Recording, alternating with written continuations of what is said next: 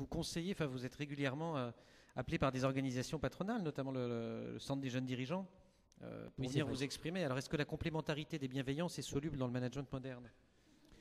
Eh bien, bizarrement, c'est la seule issue. Parce que les gens, aujourd'hui, c'est un secret pour personne, à tous les niveaux d'entreprise, ne sont pas bien. Parce qu'ils ont compris que les règles du jeu sont des règles du jeu de compétitivité qui les mettent sous pression, et qu'il y a un seuil de pression, on ne sait plus qui on est, puis on ne sait plus ce qu'on fait là-dedans. Et donc, bizarrement, s'il n'y a pas des solidarités dans lesquelles on veille les uns sur les autres, notamment au moment où on risque de péter les plombs, eh ben, ça devient rapidement l'enfer, quoi. Et c'est pas parce que les dirigeants ou les cadres sont des mauvaises gens, c'est tout simplement parce que ce système, le problème, on pourrait soulever les problèmes du système qu'on vient de créer. On vient de créer un système dont la gestion est cybernétique et dont la rythmique aussi, et dont la limite de la vitesse est celle de la lumière, à ce que je sache, parce qu'un réseau informatique, ça fonctionne presque à la vitesse de la lumière. Ça veut dire que le système économique va accélérer jusque-là, il peut accélérer jusque-là. Juste à partir de quand le corps humain se désintègre et le psychisme personnel ne suit pas le mouvement, c'est la question.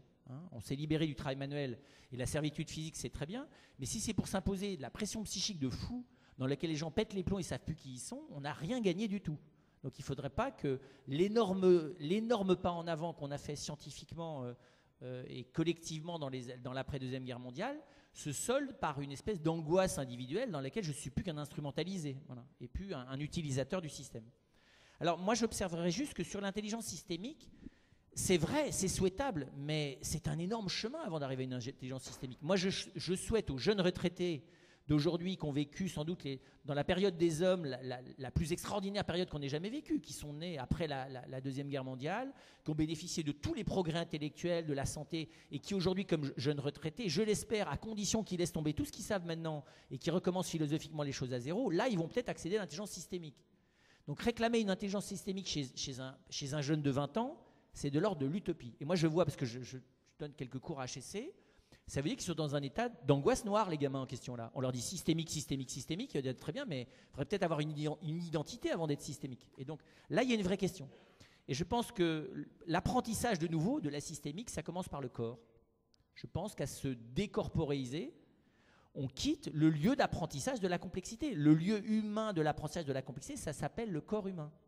Et moi, je crois tout à fait à la parabole, qui date un peu d'ailleurs historiquement de Matrix, parce que Matrix ne fait que décrire ce dans quoi on est, ce n'est pas du futur Matrix. La décorporisation des individus, leur difficulté incroyable à vivre aussi bien la sexualité que la relation à autrui, ce n'est pas des blagues, je veux dire, c'est du quotidien. Et donc je pense que la complexité managériale, elle passe par le fait qu'on ne soit pas dans la tête d'abord, qu'on ne soit pas simplement dans l'empathie affective, mais qu'on redescende dans le présent de la relation à l'autre. Voilà. Et je pense que c'est ça la mesure d'une entreprise. Je prétends avoir le pouvoir sur des gens que je n'ai jamais vus, auxquels je n'ai jamais parlé, dont je ne sais même pas quelle est l'existence corporelle, peut-être par webcam, comme disent les jeunes, ça ne va pas la faire. Ça. Parce que quelqu'un auquel je ne peux pas demander « t'es qui toi ?» Je pense que c'est quelqu'un vis-à-vis duquel il faut que je me méfie du pouvoir que j'ai indirect sur lui. Voilà. Alors ça veut dire qu'il y a une échelle humaine là qu'on ne peut pas économiser. On n'économisera pas cette intelligence de la rencontre difficile et cette intelligence du groupe à taille humaine. Et aujourd'hui, dans les entreprises, on commence à s'apercevoir que, en fait, les choses se jouent avec les 20 personnes avec lesquelles on vit. Voilà. Est-ce qu'avec quels moyens on a, avec ces 20 personnes, d'établir des relations de co-responsabilité voilà, dans lesquelles on essaye d'intégrer la violence systémique de l'accélération économique en préservant les logiques et d'y répondre ensemble. Voilà. Merci.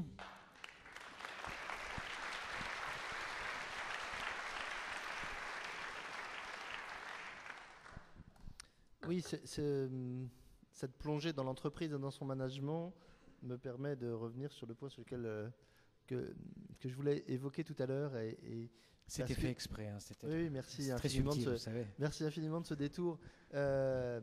Mais cette crise de l'entreprise, qui est une crise d'ailleurs qui atteint presque tous les niveaux du management, peut-être même tous les niveaux du management, elle est, c'est une porte ouverte de le dire, un peu une crise de sens.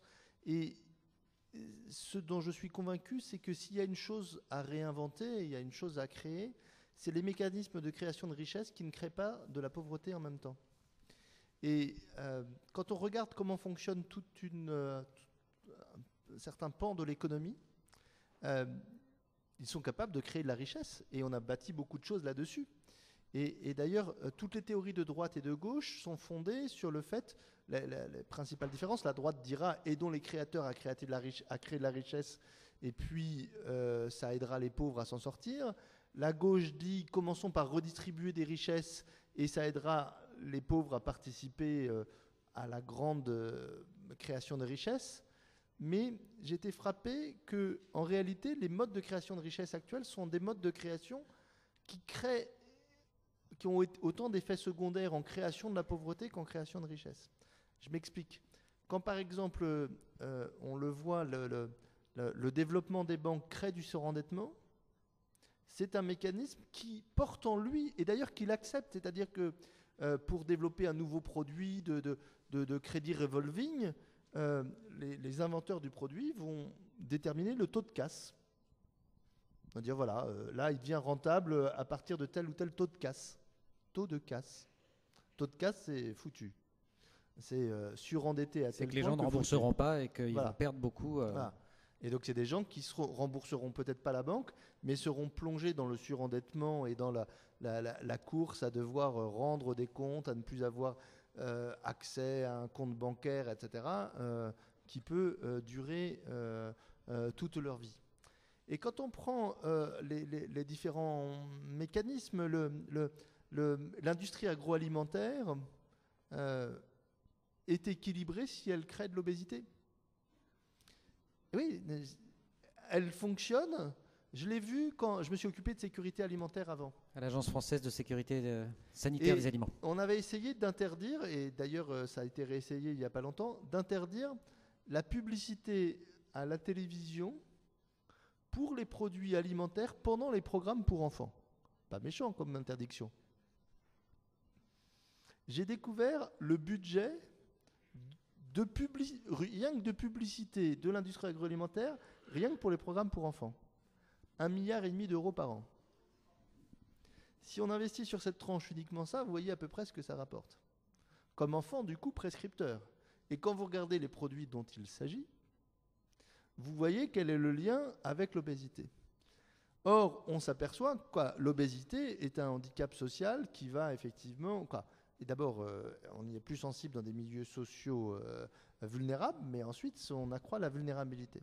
Donc l'enrichissement d'un secteur industriel son modèle économique passe par provoquer de la pauvreté.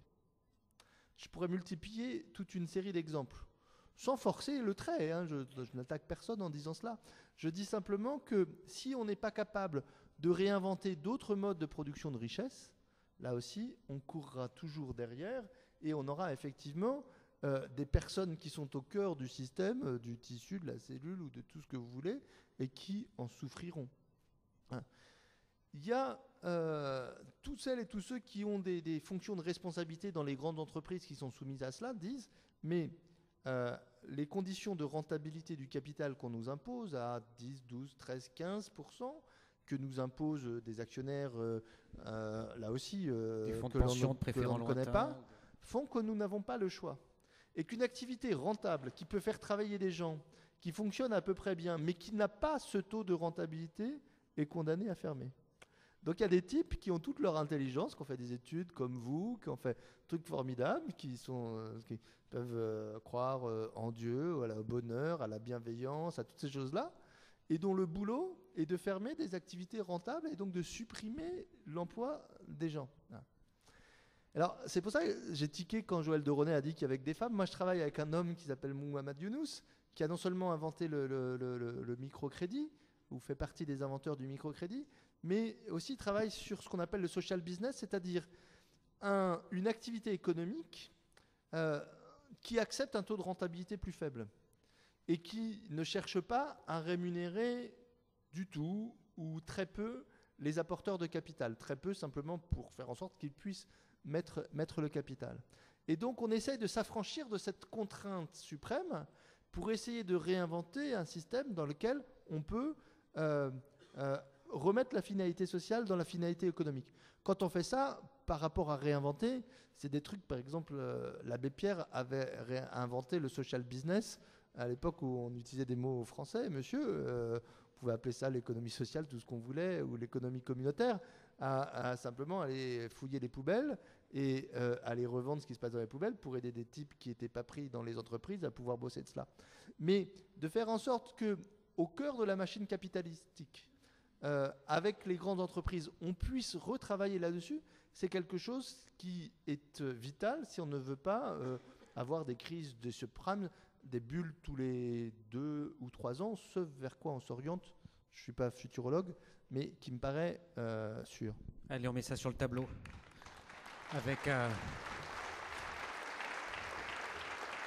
Avec la société de l'empathie. Donc, monsieur, au balcon.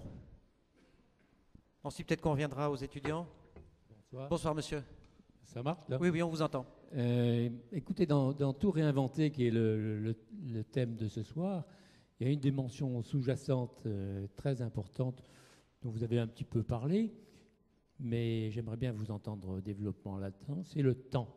Le temps entre le temps passé, le temps zéro du point oméga de M. Dronet, le temps court, le temps long, le temps très long de l'histoire et du futur. Est-ce que vous pouvez disserter un petit peu sur ce thème? Pas longtemps. C'était le thème d'une précédente Cité de la réussite. Je vous le dis parce qu'elle a 20 ans, la cité. Joël de René la connaît bien parce que je crois qu'il était présent sur quasiment toutes les cités. Mais le temps était le thème présent. On va essayer, c'est très beau d'ailleurs, je vous remercie, de faire une espèce de synthèse entre plusieurs thèmes de la cité.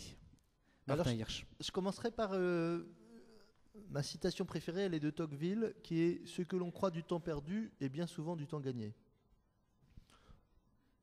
En fait, c'est pas du Tocqueville, c'est dans une pièce d'Édouard Pailleron où il y a un cuistre qui invente une citation de Tocqueville et qui dit « Ce que l'on croit du temps perdu est bien souvent du temps gagné ». Mais c'est très vrai. Bon. Alors, je continue. Dans la manière dont on peut inventer peut-être des réformes, des projets, etc. Effectivement, moi j'ai été confronté au temps politique qui consiste souvent à réagir dans la demi-heure à tel fait divers ou à telle chose. Et j'étais arrivé avec une méthode qui était la méthode expérimentale où il faut juste 3 ans. 1 an pour installer les choses, 1 an pour les mettre en œuvre, 1 an pour les évaluer. Et j'ai fait cette expérience très intéressante d'être confronté à des gens qui travaillent à la milliseconde, et même moi qui ne suis pas spécialement lent, mais qui considèrent que j'en ai assez, j'ai beaucoup de mémoire. Et donc j'en ai assez de lire les unes des journaux que je photographie quand elles m'intéressent, et donc je garde 20 ou 30 ans de une de journal en tête. Et donc par exemple sur « On a sauvé la Sécu », où on a résolu le problème de la violence à l'école, où on a fait le plan ceci ou cela, j'ai plein de unes de journaux qui me rappellent qu'au cours des 20 ou des 30 dernières années, on a annoncé la fin de cela avec le... Et faute d'avoir eu la bonne méthode pour tester les bonnes mesures, on a finalement créé des feux de paille. Donc je pense qu'effectivement, la gestion du temps et la capacité de pouvoir calmer l'impatience pour essayer de mettre en œuvre des modalités de changement qui sont effectivement qui sont plus patientes, qui sont encore une fois sur un pas de temps de 2 ou 3 ans, est quelque chose de fondamental. Et qui permet d'éviter, en fait, quand je dis ce que l'on croit du temps perdu est bien souvent du temps gagné. Quelle est la séquence habituelle? La séquence habituelle, c'est il y a un problème, bon, un fait divers, une crise, une tempête, etc. La compassion, premier soir, les annonces le lendemain, la loi le mois d'après, les décrets qui prennent les 6 mois qui suivent. Ensuite, il y a 2 hypothèses, soit on met l'argent, soit on ne met pas l'argent. Soit on pense que les gens ont oublié qu'on peut ne pas mettre l'argent, soit on est quand même obligé de le mettre, on met l'argent. Et 3 ans après, la Cour des comptes vient évaluer ce qui s'est passé et dire que cet argent n'a servi à rien. Quand vous regardez, par exemple, tout ce qui s'est fait sur les zones d'éducation prioritaire, souvent comment ça se passe. Et donc moi, je trouve ça beaucoup plus rigolo de se dire, au lieu de faire les 3 ans dans ce sens-là, on fait les 3 ans dans l'autre sens. Donc on commence par tester, on fait la petite échelle, on fait l'artisanat, on passe de la petite échelle à la moyenne échelle, on compare, on corrige, etc. Et puis au moment où on est prêt, on essaie de généraliser et on investit de l'argent pour quelque chose dont on peut espérer que la Cour des comptes, 2 ans après, viendra dire que c'est tellement merveilleux dans le monde de Oui Oui que nous avons créé.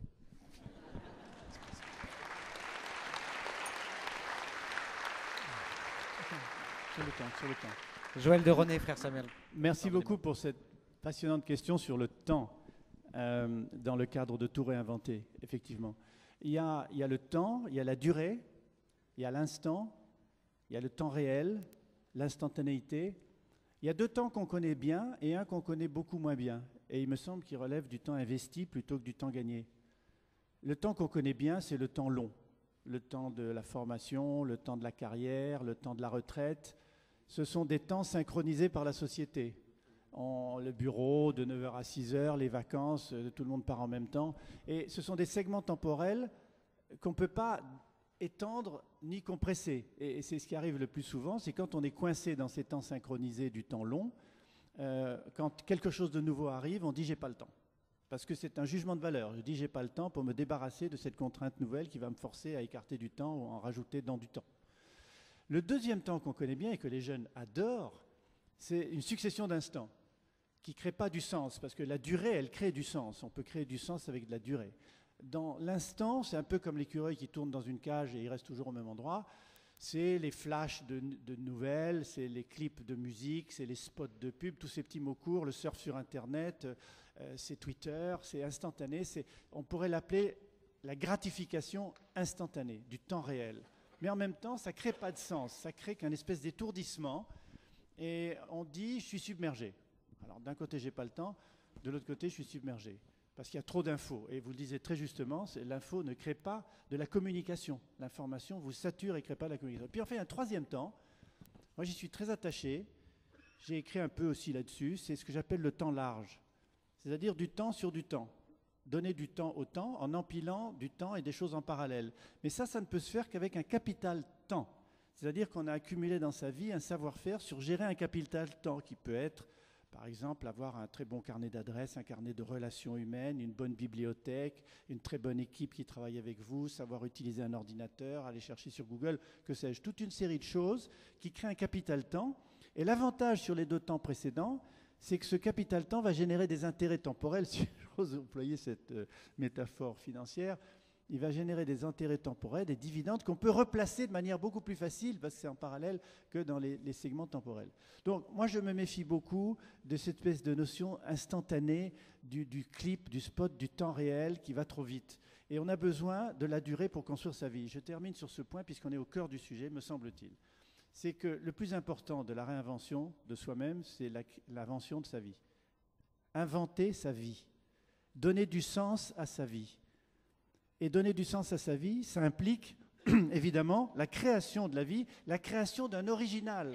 Parce que évidemment, si on copie la vie de quelqu'un d'autre, et Dieu sait s'il y a des modèles à la télé, pas sur les sportifs, les présentateurs de télé ou Starac, si on copie la vie de quelqu'un d'autre, on ne crée pas sa vie, on ne fait que copier.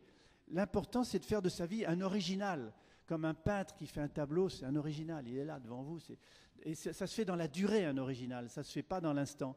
Donc créer sa vie, donner du sens à sa vie, nécessite aussi de gérer du temps. Il faut savoir gérer du temps pour en donner aux autres. Moi, je pense qu'il y a une des choses les plus importantes de sa vie. Non seulement créer sa vie en faisant un original, on n'en a qu'une, autant la faire le mieux possible, et gérer son temps pour avoir du temps pour les autres. Plus tu donnes, plus tu restes. En fait. Merci Joël de René.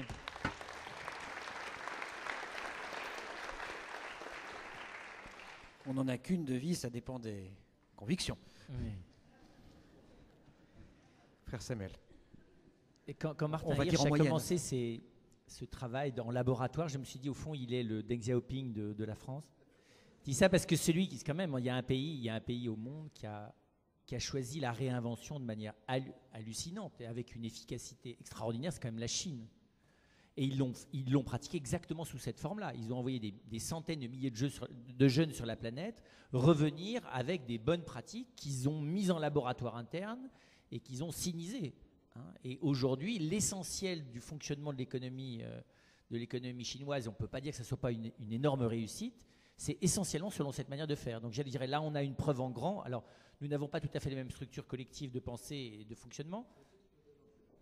Non, je me doute bien, Martin, que tu n'avais pas cette...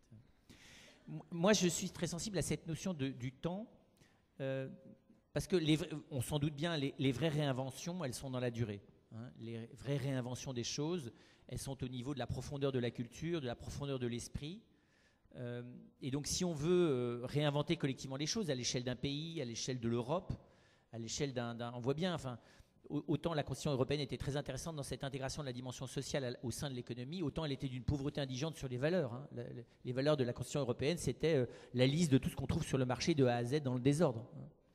Et ça manifestait bien une incapacité de se projeter dans l'avenir avec une vraie vision de ce que c'est que les valeurs à vivre pour demain. Et donc pour moi, la vraie question, elle est... c'est l'espérance, parce que ce qui permet de réinventer dans la durée, c'est l'espérance. Je pense que l'espoir, enfin là je suis comme Consponville, j'oppose l'espoir qui est une catastrophe, l'espoir, parce que c'est une manière de fuir en avant pour ne pas voir aujourd'hui, et c'est une manière de justifier les horreurs d'aujourd'hui par le futur qui va chanter. Et donc la difficulté de l'espérance, c'est précisément dans le concret du quotidien, d'engendrer des logiques de réinvention. C'est-à-dire engendrer des mécanismes de confiance durable. Je pense que la clé, c'est la confiance. Hein. Les vrais lieux de réinvention collective, et c'est les seuls qui valent durablement, les vrais lieux de réinvention collective, c'est des lieux de confiance. Et il me semble que si on descend à l'intérieur de la confiance, on s'aperçoit que pour que la confiance soit durable au sein d'un groupe, que ça soit une famille qui souvent explose au moment de la mort des parents et du partage de l'héritage, des sociétés qui explosent au moment des évolutions qui de l'intérieur les obligent à muter. Moi, je vois 3 facteurs. La première, c'est la recherche de compréhension. Je ne vois pas comment est-ce qu'on peut engendrer une réinvention durable sans une recherche permanente de compréhension, qu'elle vienne de la science, mais qu'elle vienne aussi d'une démarche philosophique au sens socratique. Je ne vois pas bien une civilisation. Alors, si ça ne vient pas de la religion, et je pense qu'il vaut mieux que ça ne vienne pas directement de la religion, la religion devrait intégrer la démarche socratique, mais il me semble que le politique devrait... Enfin, bon, il me semble que le grand vide du politique aujourd'hui, c'est qu'il n'a pas compris que la démarche socratique est une condition de survie du bien commun et de la culture d'un pays comme le nôtre. Et la démarche socratique, ce n'est pas seulement de la sociologie, de la psychologie, du bon sens et de la science. C'est une démarche de remise en cause, c'est un travail collectif qu'on a vu un tout petit peu dans notre pays à l'œuvre, précisément au moment de la Constitution européenne. Quoi qu'il en soit du vote final, on a vu des citoyens se mettre ensemble sur Internet, en dehors d'Internet, se mettre à débattre de ce texte extraordinairement compliqué, ce qui montre qu'on n'est pas des crétins, qu'on est capable de penser. Et je dirais là, Internet a servi de relais, mais la pensée, elle ne s'est pas faite dans Internet, elle s'est faite de personne à personne. Et donc il me semble que ça, c'est le premier élément, la recherche de compréhension pour la réinvention durable. Le deuxième, c'est la joie et le plaisir à vivre ensemble. Ça se cultive. Alors, c'est de l'ordre de la rencontre quotidienne avec ceux qu'on aime, comme dans Le Petit Prince, mais ça prend du temps d'avoir le plaisir. Le plaisir, ça prend du temps. Le vrai plaisir, celui qui vous change, qui vous reste un capital d'existence pour les semaines ou les mois qui viennent, le plaisir instantané, il est perdu aussi vite qu'il est consommé. Donc là, il y a une espèce d'intelligence collective du plaisir et de la joie qui est, à mon avis, un truc dont on rêvait dans les années 70, qu'on a été incapable de mettre en œuvre, mais qui est quelque chose auquel on a à s'attacher, je pense, alors transgénérationnellement. Parce que pour moi, c'est vraiment dans la transgénérationnalité que là, on y arrive. Et le troisième élément, et je finirai par là, au fond, pour pouvoir être dans une logique d'espérance durable, il faut quelque part croire que le mal, c'est traversable. Que les facteurs négatifs de l'existence ne vont pas finir par nous plomber. Pour le coup, il faut... alors, ou bien c'est en investissant dans les vies futures, sous la forme de la réincarnation. Enfin, ça vous met pas franchement l'ambiance dans les. Vous voyez, quand vous êtes un hors-caste en Inde et qu'on vous dit t'inquiète pas, le bonheur. La prochaine fois, ça ira mieux. Ah oui, dans 5 ou 6 prochaines fois, parce que quand tu es dans le hors-caste, tu étais vraiment dans le dessous du dessous. Tu n'as vraiment pas la chance. Enfin, nous, on a ça aussi chez nous. Ça s'appelle pas les hors-castes, mais enfin, les strates sociales, elles sont pas très évolutives. Est-ce que je sache, l'ascenseur social ne bouge plus beaucoup dans notre pays. Et donc, concrètement, il me semble que pour ça, il faut quelque part, j'allais presque dire, pardon, mais d'où que ça vienne, quelque chose d'une croyance intérieure, d'une espèce d'expérience précieuse dans laquelle on sent, on pressent, on croit, on a l'évidence que quelque part le mal c'est traversable. Et je pense qu'aujourd'hui c'est capital. Parce que quand même, l'angoisse elle est au rendez-vous là. Et la génération des dinosaures de plus de 40 ans dont je fais partie, positive à fond, parce qu'ils sentent que l'angoisse est maximum sur savoir si finalement le poids négatif de la logique ne va pas prendre le dessus sur les poids positifs. Et donc ça, je pense que c'est, comment dire ça, c'est ce que j'appellerais le capital bonté. Vous savez, c'est Hans Jonas qui a beaucoup travaillé là-dessus, sur la responsabilité. On a retenu de lui le principe de précaution, c'est totalement simpliste. Hans Jonas dit, l'intelligence de la responsabilité contemporaine, c'est l'intelligence du bien durable. L'intelligence du bien, c'est l'intelligence de la bonté. Et moi, la question, c'est où est-ce qu'on accumule, où est-ce qu'on capitalise sur de l'intelligence de la bonté, où est-ce qu'on veille sur la bonté des êtres et de la communion, enfin du bien commun. Où est-ce que la bonté est le vrai trésor sur lequel on veille? Et il me semble qu'à la fin, c'est là-dessus que ça se joue la réinvention durable. C'est-à-dire que si la bonté ne m'anime pas, l'intelligence, ça ne va pas suffire, la force, ça ne va pas suffire. je vais pas, je serai dans la trouille, quoi. Merci.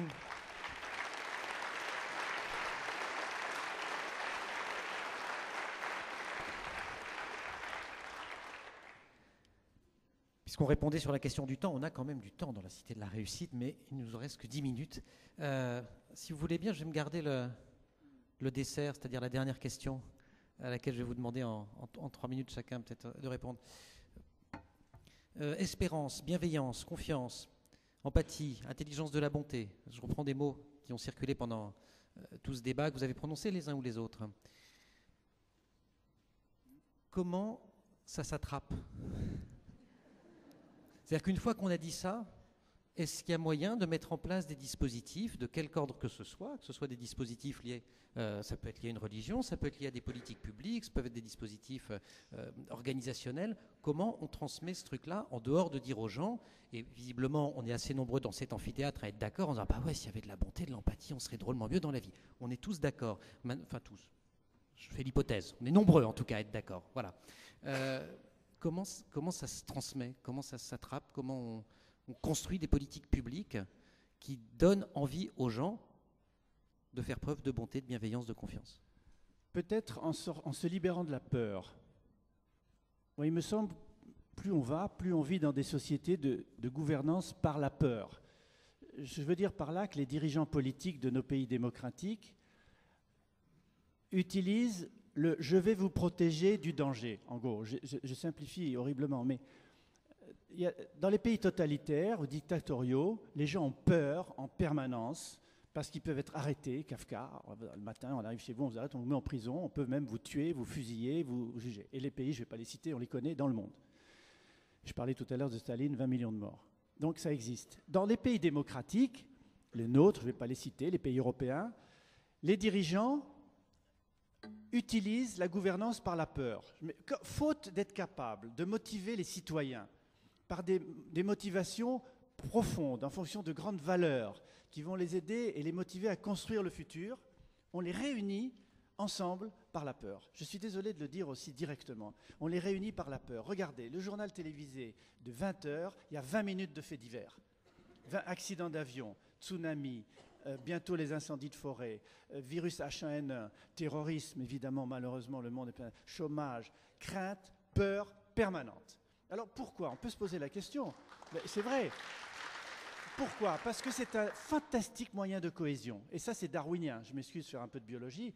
C'est que la sélection naturelle nous apprend à comprendre le danger pour se réapproprier les conditions du danger pour l'éviter la fois d'après. Sinon, on serait mort. Donc c'est pour ça que les gens se précipitent quand ils voient un truc sanglant, que sur l'autoroute, la file qui n'a pas l'accident est bloquée pour regarder l'accident, parce qu'en plus d'une curiosité dite malsaine, nous avons besoin, le drame a un potentiel de mémorisation, c'est darwinien, beaucoup plus fort que la bonne nouvelle. Good news is no news. Excuse-moi encore de parler anglais, mais c'est Marshall McLuhan. Les bonnes nouvelles sont pas des nouvelles. Une nouvelle. Les bonnes nouvelles ne sont pas des nouvelles. Donc voilà, ce que je voulais dire, c'est que... Quand vous dites bonne nouvelle, je vous signale qu'il y a frère Samuel qui réagit, parce que la bonne nouvelle... Bon, ah oui, voilà, les nouvelles, ça, c'est l'évangile. Bon. Il va se défendre tout seul. Je termine là-dessus. Ce que je dis, si vous voulez, vous posez la question, comment donner, comment aller vers la bonté, comment aller vers la compassion, l'empathie, l'altruisme, en se libérant de la peur. Et on passe notre vie en ce moment à être soumis à des peurs permanentes. Pourquoi? Parce que les dirigeants, je vais dire une chose terrible, suscitent des peurs par médias interposés ou parfois directement par des officines spécialisées. Je ne vais pas entrer dans les détails, mais Martin sait de quoi je parle, je suppose. Non. Pure rumeur. Et donc, je vais dire, je vais vous protéger. Je vais vous protéger, votez pour moi. Voilà. Bon.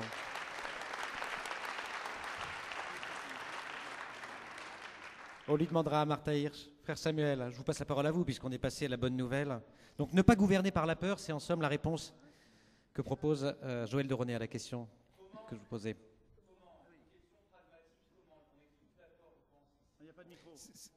Oui, comment, mais peut-être que frère Samuel va tenter de vous répondre. J'entends votre question, monsieur. C'est celle que je tentais de poser. La question était comment cesser de gouverner par la peur. Enfin, j'imagine que c'est... Comment on se protège de la peur? Je pense par ce que j'appellerais, moi, l'écologie de l'espace relationnel. C'est-à-dire... on s'occupe de la planète, c'est très bien. Elle est fragile, c'est ce qu'on vient de découvrir. Il y a quelque chose de dont la vie est beaucoup plus courte, beaucoup plus périssable et extraordinairement plus fragile. Ce sont les psychismes, les affectivités et les corps humains. Et la seule chose qui nous permet précisément de sortir de la peur, c'est la relation. La relation construite, ça s'appelle l'amitié, ça s'appelle l'amour, quand en plus il y a le désir. Et donc ça se protège, c'est extraordinairement fragile. Ça vit à un autre temps que celui du rythme de l'économie, ça vit à un autre temps que le rythme de la consommation. Et donc je pense qu'on a collectivement, et qu'on commence à entrevoir que le psychisme des individus, c'est une planète fragile, hein, qui elle aussi peut être en état de surréchauffement, d'irradiation, de dislocation. Et je pense que l'écologie personnelle et collective de la relation, ça devrait être d'ailleurs ce sur quoi veille le politique en premier lieu, parce que c'est ça qui lui économise quantité d'autres choses à faire. Et alors je rebondirais là-dessus, je dirais, c'est pas simplement good news is no news. Moi je pense que l'urgence c'est de donner des nouvelles à propos du bien. Parce que c'est à propos du bien qu'on n'a pas de nouvelles. C'est parfaitement nouveau le bien. Ça peut être raconté de manière stupide le bien. Je veux dire, une naissance, c'est stupide, ça peut passer de manière stupide sur un écran télé, parce qu'une personne de plus qui est née, c'est rien du tout, c'est un non-événement. Demandez à un jeune papa aujourd'hui qui pour la première fois s'aperçoit qu'il a engendré un truc qui le dépasse absolument, qui n'a rien à voir avec le petit acte d'inconscience ou de semi-conscience qu'il a eu à un moment donné. Ça c'est une super bonne nouvelle, c'est même une nouvelle à pas s'en remettre. D'ailleurs c'est pas simplement a news about good but about God. Donc là il y a une vraie question. Et donc je pense que développer la nouveauté du bien, c'est complètement anti-français, hein, parce qu'on n'a pas fini de se guérir de la terreur et derrière de la morbidité religieuse du XVIIe. Mais je pense que je trouverais dommage que notre peuple ne soit capable que du morbide et ne redécouvre pas sa capacité au bien. Merci frère Samuel.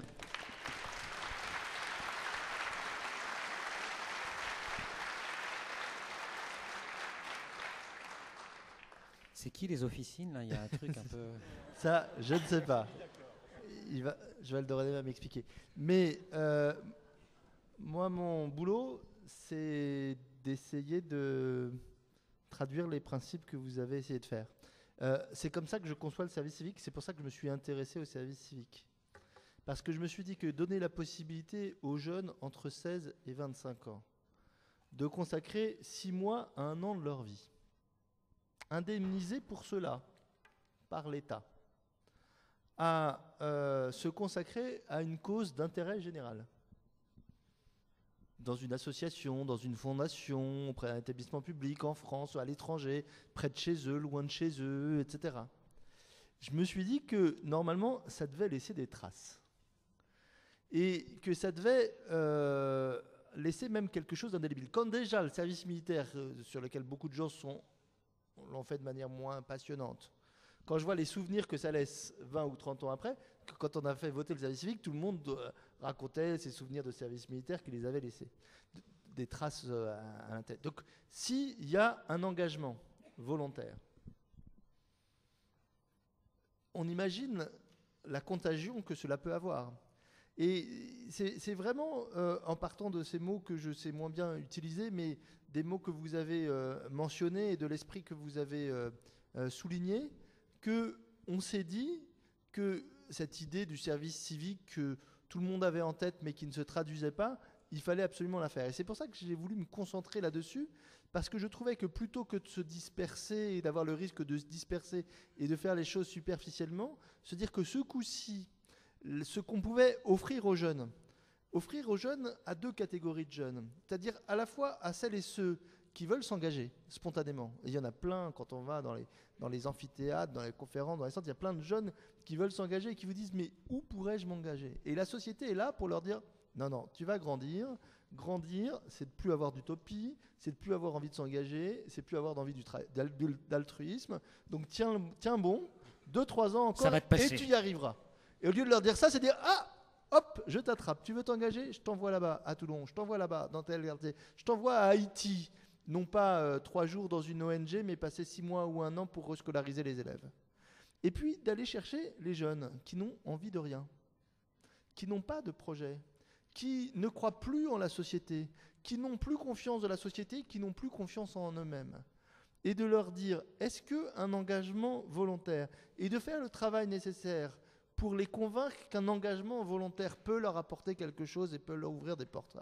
Voilà la contribution qu'on peut essayer de donner, sur laquelle on aura d'ailleurs besoin de l'adhésion de la société, parce que quelle sera la difficulté? Et quelle est la difficulté? C'est pas de trouver des jeunes qui veulent s'engager, c'est de faire en sorte que les associations, les collectivités locales s'ouvrent là aussi aux jeunes. Et c'est quelque chose qui est très pessimiste, mais déjà quand il faut les payer, elles ne veulent pas. Mais même là, vous avez toujours des vieux bénévoles qui disent « Oh là là, ils vont nous embêter », des vieux, etc. Et donc il y a vraiment un enjeu absolument fondamental et que je tiens comme la prunelle de mes yeux. Voilà. Merci.